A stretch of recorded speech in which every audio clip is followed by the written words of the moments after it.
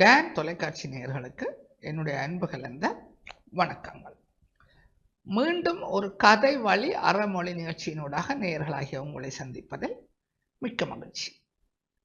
ஓர் ஊரிலே ஒரு பெரியவர், நடுத்தரமான பொருளாதார வசதியை கொண்டவர், 4 பெண் பிள்ளைகள்.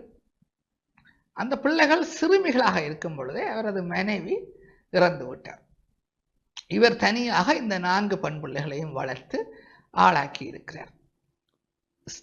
சிறிய சிறிய வேலைகளிலேயும் அவர்கள் இணைந்து பணியாற்றி கொண்டிருக்கிறார்கள்.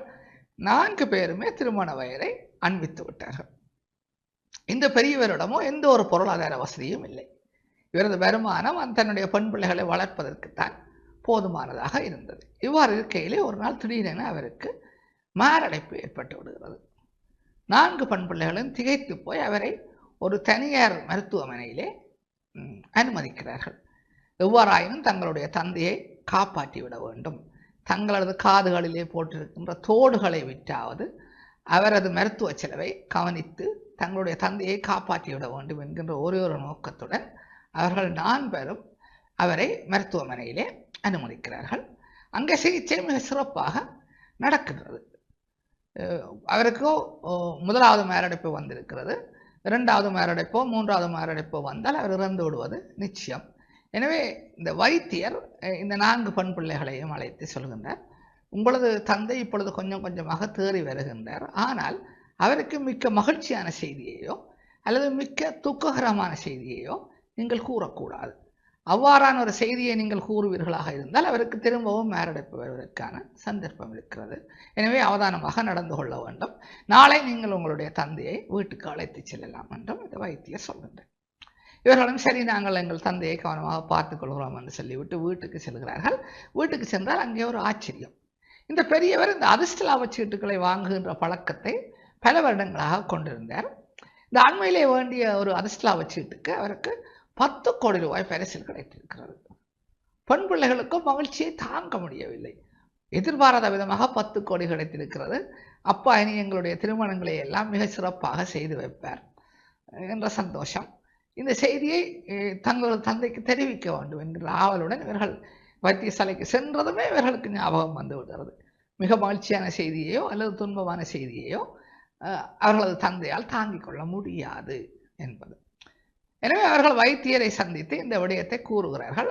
அவரும் சரி, அதை நான் பார்த்துக் கொள்கிறேன், இந்த விடயம் மிக சந்தோஷமான விடயம்தான், ஆனால் இதை உடனடியாக அவரால் ஏற்றுக்கொள்ள முடியாது, நான் அவருக்கு பக்குவமாக கூறுகிறேன் என்று சொல்லுகிறார்.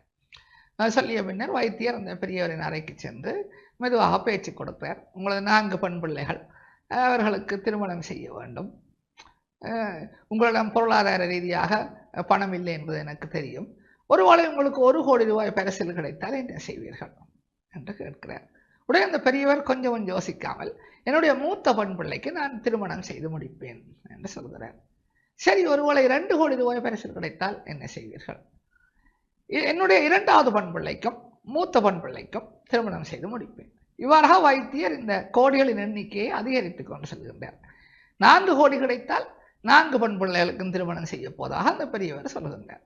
சரி, 5 கோடி ரூபாய் கிடைத்தால் என்ன செய்வீர்கள் என்று கேட்கின்றார். 5 கோடி ரூபாய் கிடைத்தால் 4 பெண் பிள்ளைகளுக்கும் திருமணம் செய்வேன். 1 கோடி ரூபாயை நான் என்னுடைய தேவைக்காக வைத்திருப்பேன் என்று இந்த பெரியவர் சொல்கின்றார். இப்பொழுது வைத்தியருக்கு புரிந்து விட்டது, இந்த பெரியவரால் இனி இந்த விடயத்தை ஏற்றிக்கொள்ள முடியும், தாங்கிக் கொள்ள முடியும் என்று. உடனே மெதுவாக உண்மையான தொகையை சொல்கின்றார். ஒருவேளை உங்களுக்கு 10 கோடி ரூபாய் பரிசில் கிடைத்தால் என்ன செய்வீர்கள்? பெரியவர் கொஞ்சம் யோசிக்கவில்லை, அதே விடயத்தை தான் திரும்பவும் சொல்கின்றார். என்னுடைய 4 பெண் பிள்ளைகளுக்கும் 1 கோடி 1 கோடி 1 கோடி 1 கோடியாக 4 கோடியை செலவழித்து திருமணம் செய்வேன். 1 கோடி ரூபாயை நான் என்னுடைய தேவைக்காக வைத்திருப்பேன். என்னுடைய உயிரை காப்பாற்றிய உங்களுக்கு மீதி 5 கோடி ரூபாயையும் தந்து விடுவேன் என்று சொல்கிறார். சொன்னதுதான் தாமதம். அடுத்த நொடியே இந்த வைத்தியர் தன்னுடைய மார்புகளை பொத்தி கொண்டு கீழே விழுந்து மாரடைப்பினால் இறந்து விடுகிறார். நேயர்களே, இந்த கதையும் கதையில் இந்த பாடமும் உங்களுக்கு பிடித்திருக்கும், புரிந்திருக்கும் என்று நம்புகின்றேன். மீண்டும் ஒரு கதை வழி அறமொழி நிகழ்ச்சியினூடாக நேயர்களாகிய உங்களை சந்திக்கும் வரை உங்களிடமிருந்து விடைபெற்றுக் கொள்கின்றேன். நன்றி, வணக்கம்.